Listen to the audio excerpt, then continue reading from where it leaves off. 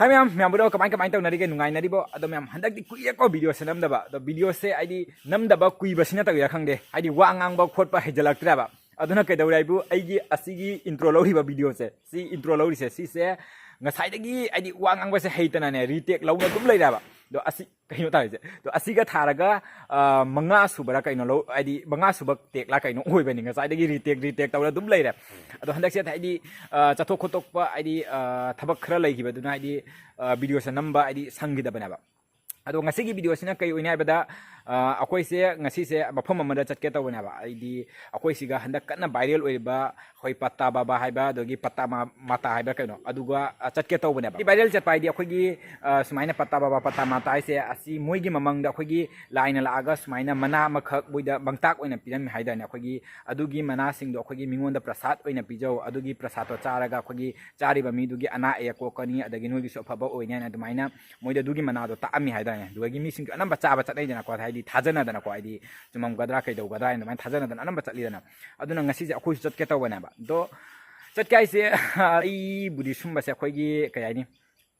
थाजा दा बाइसु आइडी थाजा बे मिसिंग अदुम सावरकनी को आइडी लागी दा समायना कई दो बखो पाइने लागी दा थाजा दा बने को आइडी कयानि एमोदा खरा हैना दा बाइ तारे को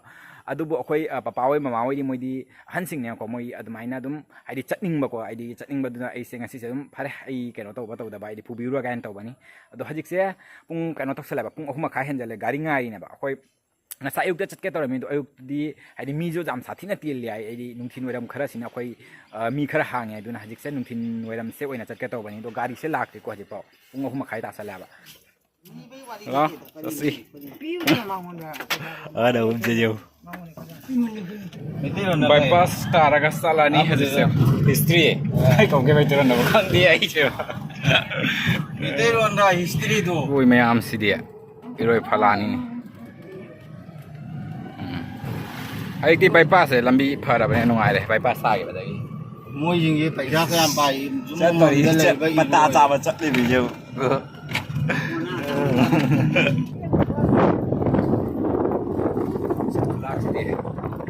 sim pham se yong ba ja tra asigi lambi je kadai phau ri no se medical mang da tu ma le ase atagi keno se yong ne ising se pat khop pak se yam pai na jo sini nang lai rồi, hôm nay chặt nuôi ngầm thôi bộ, hôm nay chặt nuôi ngầm thôi bộ, ngasi fast thôi đi, hay hàng giờ đã mua cả, ada lagi, cái nuôi pi batu dia ata tum hanga khang ani dah,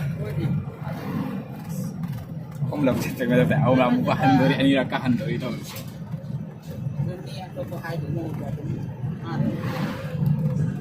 aku aja wadah mama ni, ada punta ni mari hele mari kami kata manga adu apa ya sanda ini lah ini apa nak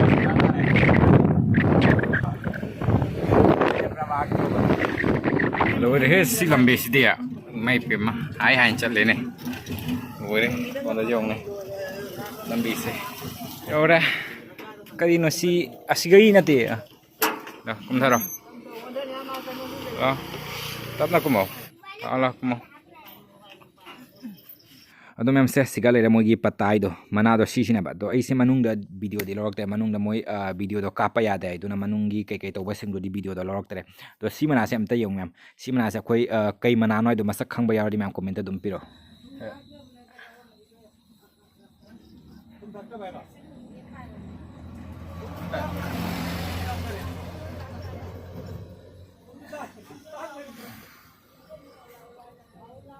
अगर मैं हजिक से कोई यूम हल है दो यूम हल में मतलब dari pung mam me ba koi thorok pada su thieng ba ni ane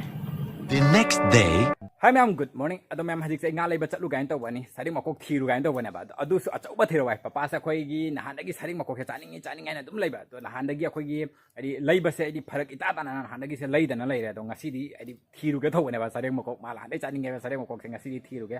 ado hajik se ngan budi ngali nungsa si di jong ne loi bi da chakhai re ngalingai chatlaga de khoi gi achau ba se phangya ba ai di thengda khraga phangbudi phangi ne adi thengda khraga na khoi gi lai da macha masu dum phang ba duna ngalingai chatlaga na achau se phang ba duna hajik ngalingai se thouge gari series wana puthana thame ko khoi gi nungsa se smang da nungsa se jam sa thina sa ba ni gari se ekdam mai yau dei to ya duna ꯁꯤꯗꯤ ꯑꯩꯈꯣꯏꯒꯤ ꯀꯩꯅꯣꯒꯤ ꯃꯈꯥꯁꯦ ꯑꯗꯨ ꯍꯩꯅꯧ ꯄꯥꯝꯕꯤꯒꯤ ꯃꯈꯥꯁꯦ ꯁꯤꯒ ꯊꯝꯃꯤꯅꯤ ꯒꯥꯔꯤꯁꯦ ꯑꯗꯣ ꯍꯩꯅꯧ ꯄꯥꯝꯕꯤꯒꯤ ꯃꯈꯥꯗ ꯊꯝꯕꯁꯤꯁꯨꯅꯦ ꯈꯪꯗꯦ ꯃꯊꯛꯇꯒꯤ ꯁꯤ ꯃꯊꯛꯁꯦ ꯁꯤ ꯀꯩꯅꯣ ꯄꯪꯇꯥꯗ ꯇꯥꯏꯗꯨꯅ ꯈꯪꯗꯦꯗ ꯒꯥꯔꯤꯁꯦ ꯅꯨꯡꯇꯤꯒꯤ ꯆꯥꯝꯕꯩ ꯃꯊꯧ ꯇꯥꯏꯕꯁꯦ ꯑꯃꯨꯕꯅꯤꯅ ꯐꯖꯅ ꯀꯩꯅꯣꯗꯣ ꯈꯪꯉꯦꯕ ꯃꯣꯠꯄꯗꯣ ꯅꯨꯡꯇꯤꯒꯤ ꯆꯥꯝꯕꯩ ꯃꯊꯧ ꯇꯥꯏ ꯂꯧꯊꯣꯛꯑꯒꯦ ꯃꯌꯥꯝ ꯊꯦꯡꯅꯈ꯭ꯔꯒꯗꯤ ꯑꯩꯈꯣꯏꯒꯤ ꯃꯑꯣꯡ ꯆꯥꯕꯗꯣ ꯐꯪꯉꯔꯣꯏꯕ ꯆꯠꯂꯒꯦ ꯃꯥ ꯆꯥꯕꯤ ꯌꯥꯝ ꯚꯤꯗꯤꯑꯣ ꯅꯝꯃꯟꯗꯅ ꯊꯧꯏ ꯃꯥꯅꯦ ꯅꯝꯕꯒ ꯏꯍꯩ ꯍꯩꯖꯤꯜꯂꯛꯇ꯭ꯔꯦ ꯇꯧꯔꯤꯁꯦ ꯒꯥꯔꯤꯁꯤꯅꯅꯦ ꯂꯥꯟꯕꯩ ꯃꯇꯝꯒ ꯐꯪꯗꯦ ꯀꯔꯤꯁꯨ ꯒꯥꯔꯤꯁꯤꯡꯁꯦ ꯇꯥꯔꯧꯔꯅꯤ ꯖꯥꯁꯤꯒ ꯁꯤꯗ ꯂꯩꯔꯦ ꯉꯥ ꯆꯣꯟꯐꯝ ꯑꯩꯈꯣꯏꯒꯤ ꯁꯤꯒ ꯂꯩꯔꯦ ꯑꯩꯈꯣꯏ ꯁꯔꯦꯡ ꯃꯀꯣꯛ ꯂꯧꯒꯦ ꯍꯥꯏꯗꯅ ꯑꯁꯣꯝꯗ ꯂꯧꯈꯔꯦ ꯀꯛꯈꯔꯦ ꯍꯥꯏꯕ ꯁꯦꯝꯕ ꯍꯧꯈꯔꯦ ꯁꯣꯝꯗ ꯁꯔꯦꯡ ꯃꯀꯣꯛ ꯁꯤꯒꯤ ꯁꯔꯦꯡꯁꯤꯁꯨ ꯆꯥꯎꯔꯤ ꯕꯣꯔꯥ ꯑꯁꯤꯗꯣ ꯑꯣꯏꯕꯣ ꯏꯂꯣ ꯁꯤꯁꯨ ꯆꯥꯎꯔꯤ ꯑꯗꯨꯁꯨ ꯂꯩꯔꯦ ꯁꯤꯅ ꯀꯩꯅꯣ ꯃꯆꯥꯅꯤ ꯁꯤꯅ ꯁꯤꯅꯤ ꯑꯩꯈꯣꯏꯒꯤ ꯕꯖꯥꯔ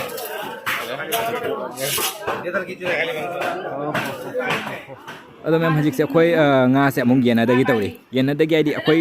ꯑꯆꯧꯕꯗꯒꯤ ꯀꯛꯂꯒ ꯂꯧꯕꯅꯤꯅ ꯉꯥꯁꯦ ꯌꯥꯝ ꯁꯥꯊꯤꯅ ꯌꯥꯝꯈ꯭ꯔꯦ ꯑꯗꯨꯅ ꯑꯩꯈꯣꯏ ꯊꯪꯅꯕꯒ ꯇꯧꯅ ꯍꯥꯏꯗꯤ ꯌꯦꯟꯅꯗꯒꯤ ꯇꯧꯔꯤꯅꯤ ꯑꯗꯣ ꯉꯥꯁꯦ ꯃꯣꯏꯅ ꯁꯦꯝꯃꯛꯄꯗꯣ ꯑꯩꯈꯣꯏ ꯃꯇꯨꯝꯁꯦ ꯌꯥꯝ ꯁꯥꯊꯤꯅ ꯆꯥꯎꯔꯦ ꯍꯥꯏꯅ ꯑꯃꯨꯛ ꯑꯩꯈꯣই ꯑꯁꯤꯒ ꯑꯃꯨꯛ ꯈꯔ ꯍꯥꯏꯗꯤ ꯄꯤꯛꯅ ꯁꯦꯝꯗꯣꯛꯏꯃꯤ ꯍꯥꯃꯣ ꯇꯨ ꯁꯤ ꯍꯥꯡꯗꯣ ꯀꯀꯥꯁꯤꯒ ꯇꯧꯔꯝꯃꯤ ꯐꯖꯅ ꯑꯃꯨꯛ ꯐꯖꯅ ꯃꯀꯣꯠꯇꯣ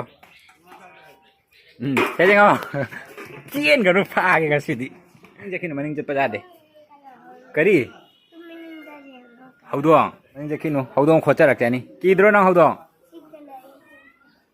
ꯑꯗꯨ ꯀꯅꯥ ꯌꯨꯝꯅ ꯌꯦꯡꯉꯨ ꯈꯪꯕ꯭ꯔꯥ ꯅꯪ ꯑꯁꯤꯒ ꯗꯨꯀꯥꯟ ꯂꯥꯛꯄꯗꯣ ꯈꯪꯕ꯭ꯔꯥ ꯇꯨ ꯑꯠꯂꯥ ꯅꯪ ꯗꯨꯀꯥꯟ ꯆꯠꯄꯗꯣ ꯑꯗꯨ ꯑꯩꯈꯣꯏ ꯀꯀꯥ ꯍꯣꯏ ꯗꯨꯀꯥꯟꯗꯣ ꯅꯪ ꯑꯆꯥꯄꯣꯠ ꯂꯩꯕ ꯂꯥꯛꯄ ꯗꯨꯀꯥꯟꯗꯣ ꯀꯀꯥꯗꯣ ꯂꯩꯔꯦ ꯅꯪ ꯍꯧꯗꯣꯡ ꯀꯤꯕ꯭ꯔꯥ ꯑꯗꯨꯒ ꯁꯣꯝꯗ ꯍꯧꯗꯣꯡ ꯂꯩꯔꯦ ꯀꯤꯖꯩ ꯆꯠꯈꯤꯅꯨꯅꯦ ꯀꯗꯥꯏ ꯆꯠꯇꯣꯏꯕ ꯑꯩ ꯚꯥꯠ ꯑꯩ ꯀꯩ ꯈꯨꯜꯂꯤꯕ ꯏꯁ ꯂꯩ ꯑꯃꯣꯠꯄ ꯄꯥꯏꯅꯨ ꯑꯩꯍꯥ ꯑꯣ ꯁꯦ ꯑꯃꯣꯠꯄ ꯉꯔꯥꯡ ꯀꯀꯥꯅ ꯁꯤ ꯄꯨꯈ꯭ꯔꯣ ꯉꯔꯥꯡ ꯀꯀꯥꯅ ꯂꯧꯔꯛꯏꯃꯤ ꯂꯧꯖꯈ꯭ꯔꯣꯅ ꯁꯦ ꯀꯩ ꯄꯣꯠꯅꯣ ꯁꯦ ꯀꯂꯔ ꯁꯥꯟꯅꯄꯣꯠ ꯀꯥꯏꯗꯒꯤ ꯁꯤ ꯈꯨꯠꯂꯩꯕ ꯑꯃꯗꯣ ꯀꯩꯅꯣ ꯌꯦꯡꯒꯦ ꯉꯁꯤ ꯑꯃꯗꯣ ꯁꯦ ꯗꯥꯏꯅꯦꯁꯣꯔ ꯎꯠꯂꯣꯁꯦ ꯗꯥꯏꯅꯦꯁꯣꯔ ꯃꯌꯥꯝ ꯑꯩꯈꯣꯏꯒꯤ ꯉꯥꯁꯦ ꯍꯧꯖꯤꯛ ꯌꯦꯟꯅꯕ ꯂꯣꯏꯔꯕ ꯑꯩꯈꯣꯏ ꯁꯔꯨꯛ 3 ꯊꯣꯛꯑꯒ ꯌꯦꯟꯅꯔꯦ ꯑꯗꯣ ꯁꯔꯨꯛ ꯑꯃꯅ ꯑꯩꯈꯣꯏꯅ ꯍꯧꯔꯦ ꯑꯗꯣ ꯑꯇꯩꯗꯨꯅ ꯃꯣꯏ ꯑꯇꯣꯞꯄ ꯃꯤꯁꯤꯡꯅ ꯂꯧꯈ꯭ꯔꯦ ꯃꯣꯏ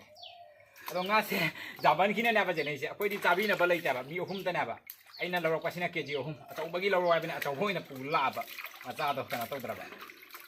ꯑꯗꯨꯅꯤ ꯑꯗꯣ ꯉꯥ ꯃꯇꯨꯝꯁꯦ ꯌꯦꯡꯉꯨꯅꯦ ꯆꯦꯡꯖꯜꯂꯣ ꯎꯏ ꯐꯖꯅ ꯉꯥ ꯃꯇꯨꯝꯁꯦ ꯆꯥꯎꯗ꯭ꯔꯥ ꯌꯦꯡꯉꯨ ꯆꯪꯁꯤꯜꯂꯒ ꯎꯗꯦ ꯉꯥ ꯍꯥꯏꯕ ꯃꯇꯨꯝꯁꯤꯡꯁꯦ ꯀꯗꯥꯏꯅꯣ ꯑꯆꯧꯕꯒꯗꯣ ꯃꯁꯛꯇꯨ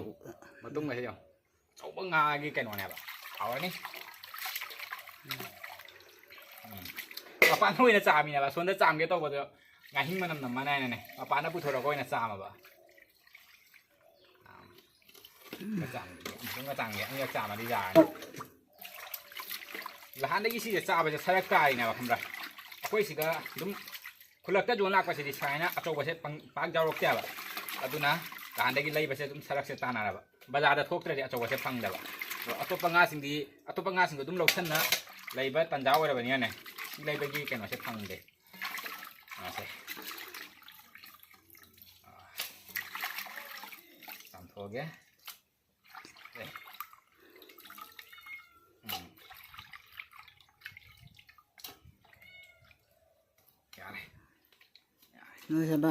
ꯍꯧꯖꯤꯛꯀꯤ ꯉꯥꯗꯣ ꯁꯤꯁꯦ ꯃꯃꯥꯅ ꯍꯧꯖꯤꯛ ꯃꯆꯨꯒ ꯊꯨꯝꯒ ꯇꯣꯠꯇꯅ ꯁꯦ ꯁꯨꯃꯥꯏꯅ ꯊꯔꯝꯃꯦꯕ ꯑꯗꯣ ꯊꯣꯡꯕꯕꯨꯗꯤ ꯃꯃꯥꯅ ꯊꯣꯡꯗꯣꯏꯃꯤꯅꯦ ꯑꯗꯣ ꯑꯩ ꯌꯦꯡꯍꯜꯂꯛꯀꯦ ꯀꯃꯥꯏꯅ ꯇꯧꯕꯗꯣ ꯑꯗꯨꯒ ꯃꯥꯒꯤ ꯊꯣꯡꯕꯗ ꯍꯥꯞꯅꯕ ꯃꯆꯜꯁꯤꯡꯗꯨꯅ ꯁꯦ ꯂꯩꯔꯦ ꯑꯗꯣ ꯑꯥꯂꯨꯁꯦ ꯑꯩꯈꯣꯏꯒꯤ ꯃꯆꯥ ꯑꯅꯤꯈꯛ ꯂꯧꯔꯦꯕ ꯃꯆꯥ ꯑꯅꯤꯈꯛ ꯂꯧꯔꯒ ꯁꯨꯃꯥꯏꯅ ꯑꯩꯈꯣꯏꯒꯤ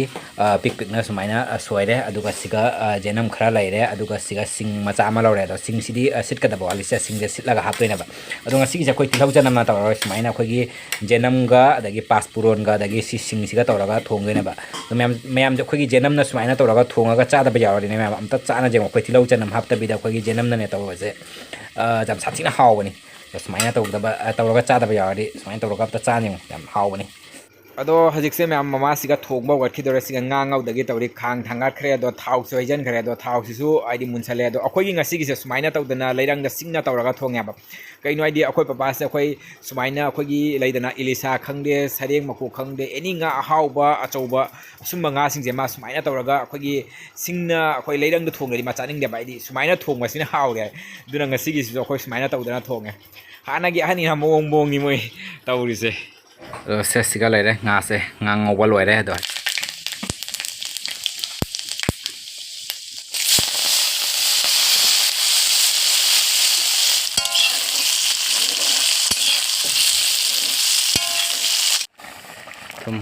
तुम खरा चाय सल्ले जिक जीरा खरा चाय सल्ले जिक अदुगा लास्ट थांगदरम दाइ से गरम मसला खरा चाय सल्लानी हाउनाबा से खरा चाय सल्लागे यार से हजिक हाक्तंग स्माइना उखाइरागा मिनिट अमा नि स्माइना सवालनी दुगागी दुम थांगदरबने बासे लोइरे सिगा लेरे थांगदरे तो हाउगदा मानद्रा जों मसकसे तो मनमगदी लोइरे हे खुनुंग सेमनि मैम सकला मन ओरे मैम साना बा तौरगे सियाना मैम हजिक से ऐसे हिंगोन कुमकपने आई मैम कईगुम खरा जिंहलकैना आइदि अइना नहान ममांगी वीडियो मदा मैम हाइकिदने अखोइगी हंदकी हिंगोंगी पोचैसिंगसे अम्बाव लौजाद्रे खोत्रे आइना हाइकिबदो नोंसे तामंदना दो हंदक मरी मंगानी सि नोंसे तादना अखोइगी पोचैसिंगसे हाइपेट फगले दो हरावमनकिन आई मैम दा उलके तवनी मैम चंगसिला से हानबदा सिसे हंगदोसि चंगजना बाइना फजना थम्बनी चंगसिला दो हानबदा सिगा चंगपगा लैरसे से फदिगोम से जोंसे से लहान थामुक हेना चोंखलुद्रगा से लहान मरी मंगानी तंग नोंग आइदि फंगबसिगा चोंखलैने बसे क्याम फजना चोंखलैनो जोंसे हनदि सुमाय चोंखलपसे खंग हरावरेबा को तो सोंदसिदो सोंगी सिसिनिदो सोंगी सिसु लोइना का सिना कैनोनी अखोइगी कोबी चराने बसे सिसु फजन चोंखलै जों अदुगा सि हंगाम सिदि अखोइ ngarang han थागिबिंदा तो सिगी कोलियाइ सिने इना नहान थामुक फाना चोंखतना लैरुबदो मतोन अमनि तंग थोकना लैरुबदो से मरी मंगानी तंग नोंग फंगबसिगा जों क्याम साथीना फजना चोंखलैना जों हराउद्रा जों सुमाइना मैम आइदि फंग सुमाइना चोंखलपसे हराउद्रा जों अदुगा सोमदसु कैनोम जें हलके अदो सिगी कैनो सिदि थामा फारेना अदो सिदि इना नहान उत्पदुगा मैम सिदि तौबाउ तौद्रिदना को आइदि थाबदि लादन तौबाउ तौद्रिदना को दो सिदि जों थाबगा क्याम जांग चोंखलैनो जों से सिसे नोंसे अखोइगी मरी मंगानी तंग नोंसे फंगबदे जों क्याम साथीना फजना चोंखलैनो जों अमा सिदि थामुक फारगा चोंखलकपनाबा सिदि जों अखोइगी थखाइ मुक्ता क्याम साथीना चोंखलैनो जों आइदि क्याम फजना चोंखलैनो जों असिनि सोंगी